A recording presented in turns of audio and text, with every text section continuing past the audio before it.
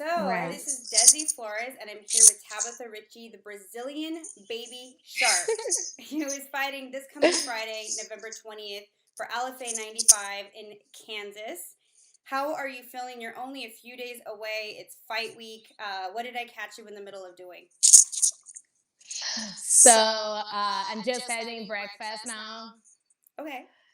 Yeah, chilling there. Okay. I'm going recovering, do some meditation. Nice. Yeah. Okay, so one of the things I found interesting about you is you train all over the place. So it's Sunday Yes. today. You're saying it's your recovery day. What is your typical day like when you're in camp? So today's Sunday. If it's follow my schedule, today's my running day. Oh, got it. How much do you run? How far? Not so far. Usually like 6 miles. Yeah. Got it. Okay. Mhm. So Tabitha, this is your second fight back in 6 years, right? Yes. Okay, so September 4th was your comeback fight. And so there was a long gap in between. Why did you take that gap, and what were you doing? For people that are just getting to know you right now, they're kind of looking you up and they have these kind of questions. I want to get them to know what you've been doing these last few years and why you're making your mark back in MMA right now. So actually, I never stop. Always training, and went to Japan. I stayed there for a year, fighting for MMA with some rules, and then after that, I came to US to keep follow my dreams, and I took a break for 2 years to focus on my ground game, compete at big tournaments here in California, and now I'm back to the game. Yeah. Got you. So yeah, when I was looking at you, it looks like you really took each discipline at one time. So you have a lot Mhm. of mixed martial artists that go in, they kind of learn everything at once. Right. And correct me if I'm wrong, you started judo when you were 6. Is that Right. right? Okay. And then you started striking at 15. Mhm. And then, so that's what's kind of funny. I've watched other interviews, and a lot of people call you, that you're just judo's what you did. But starting striking at 15 is very young, also. Yeah, yeah, it was very younger for me. Yeah, so that's still getting something young. And then, how old were you when you started jujitsu? 17. Okay, so that's why you concentrate on it recently because you're newer to it. Yes. Okay, so what made you decide to go to Japan? I have a very good opportunity from my Muay Thai gym in Brazil. So I really want to get this opportunity to go out of Brazil. Always on my dream, live Brazil and follow my dreams because I knew the opportunity is bigger outside. So I just went for. That's interesting. So you went to Japan for your Muay Thai, and then you ended up doing judo there. How Yeah, did I that did judo happen? there. I have a very good contact in Japan. So they refer me the Omigawa. He fought in the UFC too, and then he's a very good coach. So he trained me there, and he gave me my black belt there. Very nice. Mhm. Okay, so I also saw, and that's why I'm so interested in your history because you've done all these different disciplines, but then I also saw you doing Seiza, which I'll be honest, Yes. I didn't really know a lot about it. So I kind of went down this rabbit hole the other night of just educating myself in all these different things, and I really wanted to bring them up because they're so interesting to me, and I Mhm. don't completely understand how they all correlate. So you can educate me right now. So you do judo, and then I saw it looked like a sambo outfit. Mhm. So then I looked into that more because I've only ever seen Habib do that, right? When I think of like fighters, I think of Habib. So I started watching videos of him, Uh and he has like huh. his UFC gloves on, and he has, it looks like it's like a gi Yeah. top, and it's so funny to watch. So, and he was doing that even after he was, in the UFC. Mhm. So I've only ever seen fighters like him do that. It's a very rough sport, and it's in Russia. Uh So I huh. started studying it. It says that sambo came from judo, and then Mhm. a Russian was practicing judo, took it back to Russia. Then judo had all these extra rules put on it, and somebody came back from Russia and actually helped the Olympic team learn different like arm lock techniques and things like that for judo. So it's kind of like it came from judo and now it's giving back. Can you help me understand that a little bit more and explain to people how they're correlated? And is Seiza Sambo then, or is it its own thing? So says that they want to do something new. That was their the idea. So they want to get everything for each martial arts. So we have a sumo rules, we have a samba rules, we have a wrestling rule, we have a judo rule, and it's a team versus team. So you fight until you lose. Yeah. There's no time? No, there's time, but like you fight another person, and if you win, you keep fighting the next one. Oh, okay. So you just like a tournament. You just keep going and going and going. Yes. And is it? I see that it's teams though. So it's just one person on one person, and then each person in the team ends up fighting each person on the other team. Yes.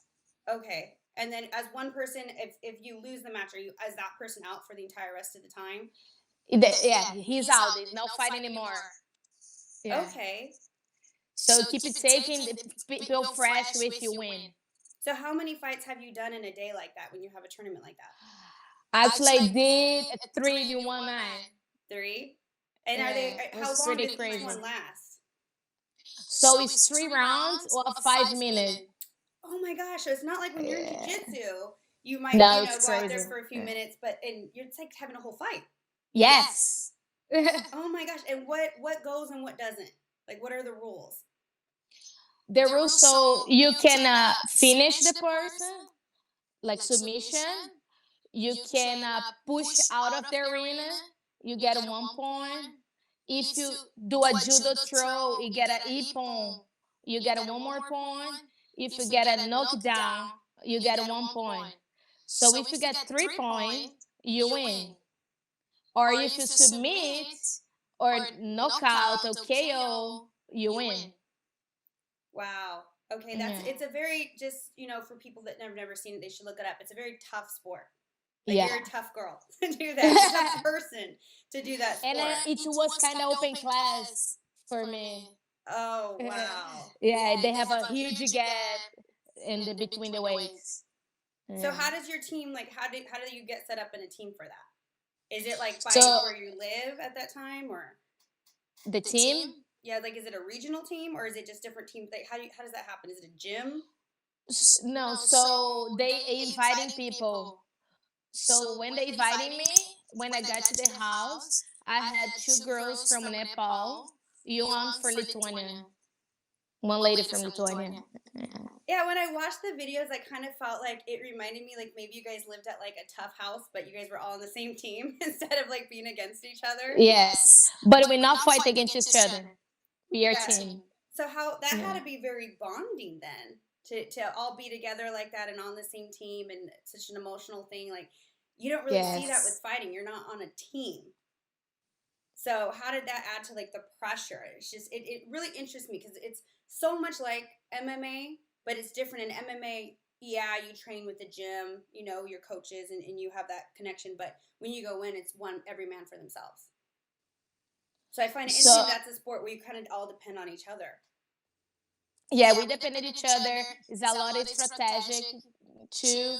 So it's very emotional because we are coaching, helping them, and then after you're ready on to get in and fight, it's very emotional thing. Yeah, you gotta put everything together. Okay, and I was watching something that you were talking about how in your debut in MMA, it didn't go how you planned. You had, is that correct? What? Can you say again? Your first MMA fight, that it was very difficult for you, right? Your very first one, is that true? No, I don't remember saying that. No, okay. I saw something you were saying that you had something was like very tough for you, and you decided to take some time out and really study, and that's when you went to Japan. So I'm just wondering why. What about going to Seiza? Were you preparing yourself for MMA, or was Seiza the route you were going? Like, what made you decide to do that as your next step? No, I had my first MMA with 18 years old. Then my next one with 19, and then when I turned 21, I went to Japan. I had just the opportunity, and then I got it. Yeah. Gotcha. Okay. Yeah. So how do you think that makes you? Because to me, that makes you unique, right? I always like to look at what Mhm. makes somebody unique as a mixed martial artist, and that definitely makes you unique. Because a lot of people, you first of all, you've done judo, which a lot of people do. Jiu-jitsu and Muay Thai and wrestling. You have Mhm. judo, you have jiu-jitsu, you have Muay Thai, and you have Seiza. Yeah. That's So it's like you have this really just well-rounded yeah. background of like all different kinds of ways to take somebody down, right? I Mhm. mean, your mind, I feel like, can go. Your fight IQ has to be so high compared to other people. Do you think that when you're in there and you're sparring other people, do you see that you have a unique way of coming at things? I think I learn a lot of things constantly, new things, especially here in US. I have been doing a lot of wrestling too, so I'm trying to put everything together, in my game. And then sometimes when I sparring, just the techniques and the things just come natural. I say, oh, I remember like muscle memory. When I went to Right. Japan, I learned this. I also did some balls there. We got the Seiza put us in different martial arts to learn. So it was very big experience for me. Okay, so you got your black belt in judo in Japan, which is a huge Yes. accomplishment. And can you tell us some of the different achievements you've made in each of the different martial arts? Because I know you've won tournaments in jiu-jitsu also. Can you tell us like just some of the things that you've done? In the different arts. Mm-hmm. So I did some amateur fights in Muay Thai when I start, and I was a Brazilian national champ in Muay Thai, and then I have a lot of fights in Jiu Jitsu. I did a lot of fights in Judo in Japan too to get my black belt because it was a lot of tests. It was not easy, and then I think that's it. Yeah. Okay, so Mm. why did you decide to come to the U.S. for jiu-jitsu? What made you come to the U.S. at all to begin with? So I'm really excited to come here to us because I know the big names from New James, the big schools is here, and the big tournaments, the words, the pie names. So I really want to compete with the best and try to be one of the best one in the world too. Very nice. Did you know anybody when you came out here? Do you have any family in LA? No, I do not have, but I came straight for Paragon Jiu Jitsu. Oh, you did? That's my family. Okay, so Yeah. how did you get in touch? How did you know Frangina? Did you already know him, or how did you decide to go there? Because No, there's I so met many good him in schools. Ventura. Oh, because Yeah. you were living in Ventura, and that just kind of like Yes. okay. Because I looked him up because I'm like I know that name, and my boyfriend's jiu-jitsu. He's like I know that name, so I looked him up, and Mm. I was so impressed by that lineage. Mm. So he got his black. I'm telling everybody because I just think Yeah. it's so impressive. He got his black belt from Romero Calvacanti, who is one of six Mm. people ever to get their black belt from House Gracie. Mm. So That's cool. I mean, I was just so impressed by that. From Halls Gracie to Romero Calvacanti, who Mm-hmm. and then your professor. Frangina. So yeah, Frangina. So I feel like that's a great lineage. That's a great school to be at. So I don't know if you went there Yeah. for any reason like that, or if you just happened to be lucky enough that the gym that you walked in was, you know. I'm very lucky to find Frangina. They are my family. They do everything for me. I live with them. Oh, nice. So Okay. yeah, yeah. So he's kind of my dad. Oh, that's so nice. So do you Yeah. consider him being that okay? So I saw that you do your boxing at Knucklehead, your Yes. jiu-jitsu over there with Frangina. You said you have a Yes. wrestling coach that you have a separate wrestling coach, right? I do. I train a wrestling once a week in the Black House with Kenny, and I really have one wrestling coach.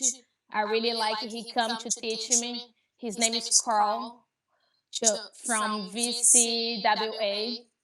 Okay. Yeah, yes. So then, when you have all of them around you, who would you say is like your main coach? Who goes and corners you? Virginia. Virginia He's is? my head coach. So is he who told Yes. you, like, when you decided to go back into doing MMA? Was it a decision that Yes. you made on your own, or is it a decision that you two made together? No, it was my own decision. And then he directed me where, give me the doors open, Nice. show me the people. Yeah, That's he definitely helped nice to me. have. That's yeah. That's really nice to have Was a some. teamwork. There you go.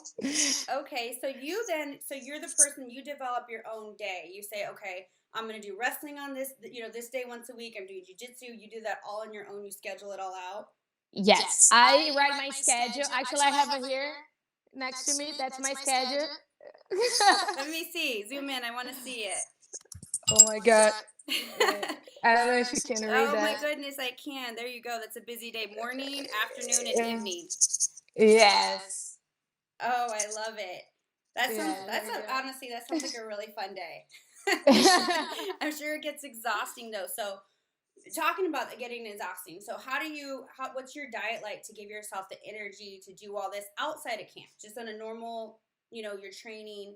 Um, hmm how do you handle your diet? what I eat. Like, what do you eat? Do you stay eating healthy, whether you're in and out of camp? What kind of, are you, low carb, or do you have a nutritionist? Do you do it yourself? Because you seem very Uh, fit. Like, you seem to yeah. walk around very fit. So I feel like you have some education in nutrition. So always when I was kid, my dad's a personal training. He and my mom. So we always eating healthy home. And then here in California, Francina's wife always cook for us. So she's always cooking healthy for me. She helped me with the diet. That So is so even when I'm nice. yeah, so even when I'm not training camp, I'm always looking for health food, good eat good because I'm always training. So I want to be ready always. I don't want to get my weight too up. So what do you walk around at normally? How much weight do you have to I lose when you get in camp? I walk 125. Okay. And so when you did judo and when you do jujitsu, what weight classes do you fight at there? In judo, I fight 52, 115 with that 52 kilos. And in jiu-jitsu, I'm light feather. Okay. Yeah. So is it really easy for you then when you do a weight cut? You've been like, when you did judo since you were 6. So when was your very first weight hmm cut? How old were you? Oh, I don't remember. Maybe I think my first weight cut. I think it was the big one when I did the MMA. Oh, really? Okay. Yeah. My first fight MMA, I think I fought on 55 kilograms. Wasn't 52. Okay. So because you Was with was 125 libras. okay, so Yeah. you paced yourself to start there and then go further. So how is the weight cut for you? Is it Yes. something now that you find it a little easy now, or is it something that's still pretty difficult for you? It's easy for me. It's not that hard. Just now in the last week, because I really love sweets. So I keep looking in the kitchen what I can eat and try to get some sweet. Yeah, you were telling me right now you're grabbing coffee. I know that when I've done weight cuts Yeah. before, I love coffee because, like, for whatever reason, hmm you feel like you're having a treat even though you're not. Yes. I feel like a coffee is my sweet. You're like, oh, I'm having candy right now. You have to trick me that Exactly. way. That's the feeling. That's so funny. So, what are you doing this week? What techniques do you use to cut weight on fight week? Okay, so now less for me, just a little bit, like 4 pounds. So prefer go to the sauna than the bath. So I do like a sauna for a little bit, and that's it. It's Okay, yeah, very you're easy. you're really on track then. Yeah. Yeah, you are. You've got it. Okay, so one of the things I'm really interested in is fitness, right? So I love mhm. fights and I love fitness, and I think they really go Yeah. together. And one of the things I've noticed is that a lot of people that speak to fighters, they really focus on stats and your fighting style, which I absolutely love hearing about. But I think fitness takes a Mhm. huge part in that too, because once you walk the Yes. door of that cage, you're, how you've been eating, how you've been working out, all those different things, your muscles, they all take a role in that. So what I did see that you have a strength and conditioning coach, and it makes sense because you come from a Yes. family of personal trainers. Mm-hmm. What is your, how important is that in your training overall? What do you do, and how much of a part of your week is your strength and conditioning? Well, I do strength conditioning 3 times in the weeks. Nice. Yeah, it's very important for me. It's the best trainer. I always excited to go to training. That's good. Yeah, I love it. Really? Yeah, Alex Jamora, he's my coach, so he's very good. I really trust in him, and he's doing very good job with me. We work a lot of things, and help me prevent some injuries. So I feel way more strong and confident when I go and do my thing in other trainings. Yeah. Okay, see, that interests me also. So what does he do with you to help prevent injuries? What areas do you focus on building muscle in? We working everything, but depends of the day. Like Monday we do more upper body and a little bit reflex, more explode. So he have all day schedule to program for me. Nice.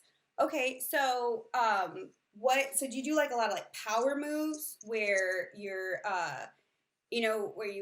kind of like stop and then do a power move and stop and do a power move, or do you do a lot of lifting and kind of like slow lifting and build up muscle? What is the technique that he does with you? Do you do a lot of cardio? We don't build too muscles because I don't want to get a lot of muscles because of the weight cut too.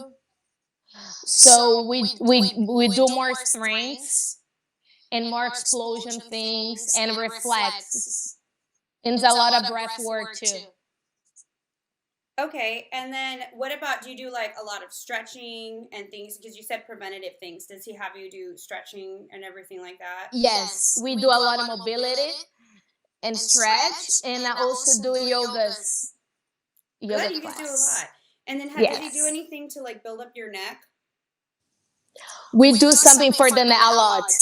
Do you? What do you Mm-hmm. do for your neck workouts? Okay, we do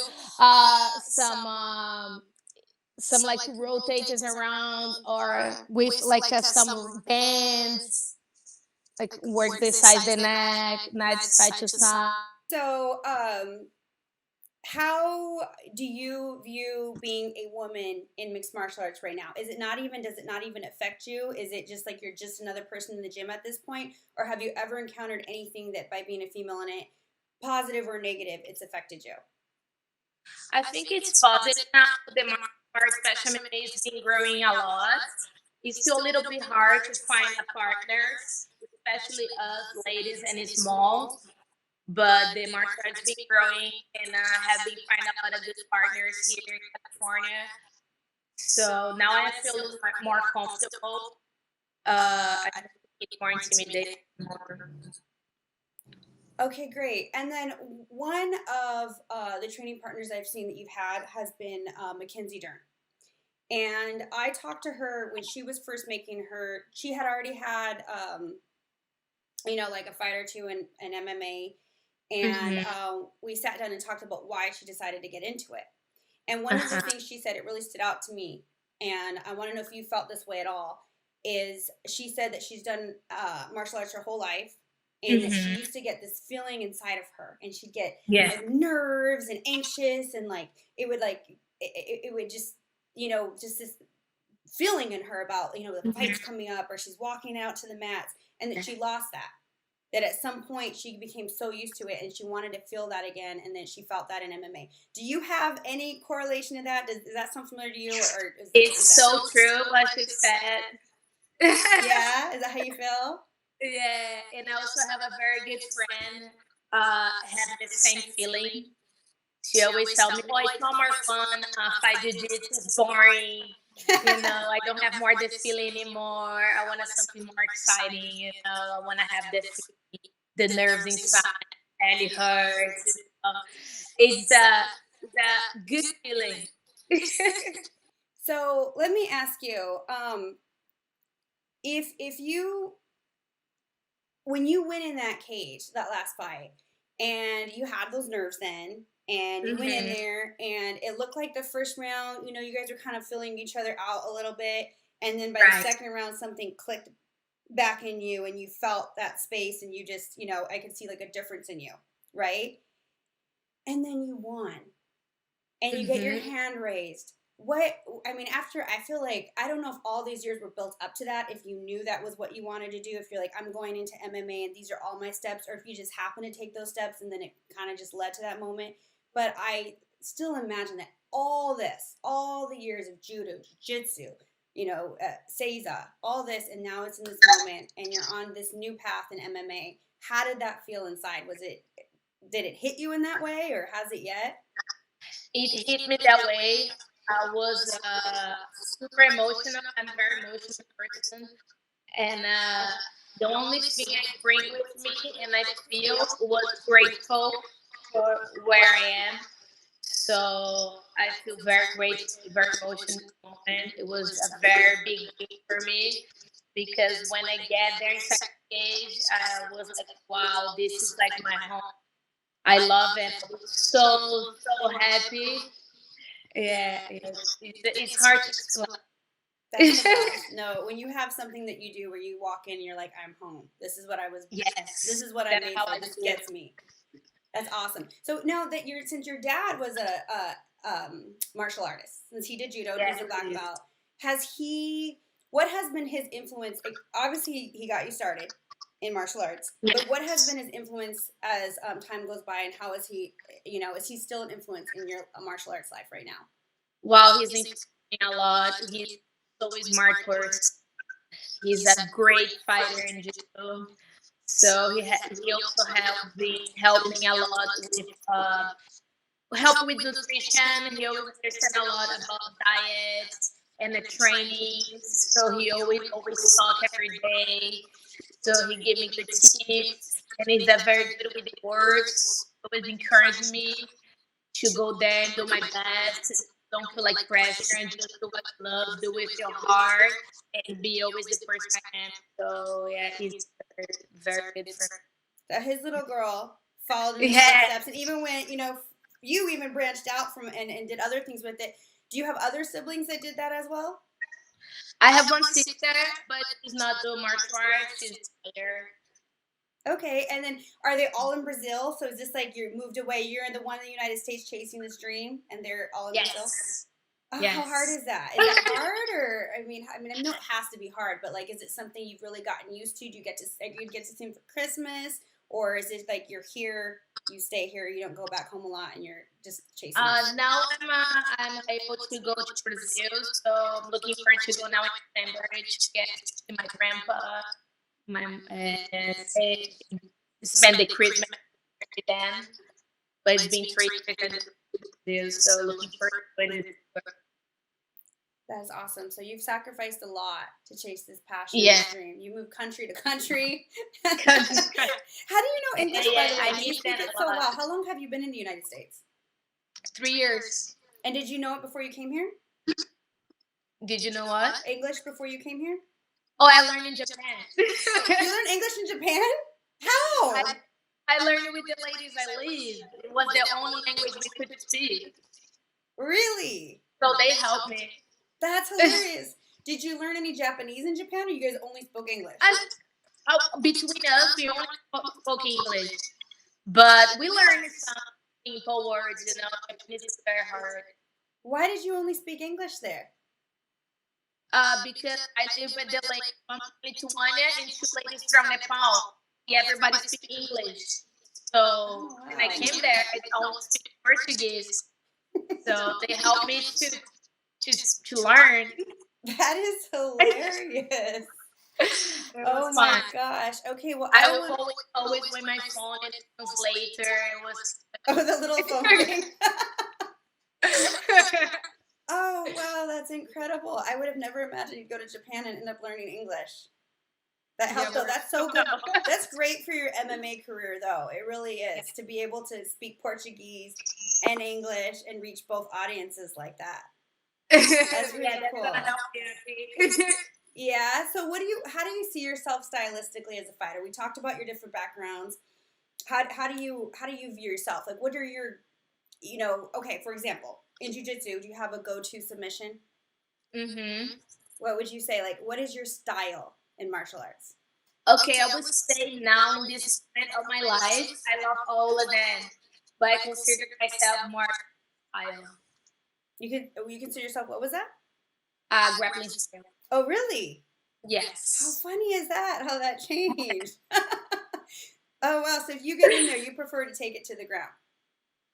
It depends on this fight and it's strategic, but I consider myself more grappling style now in this moment of my life. So how can we expect this fight to go Friday? How do you see it going?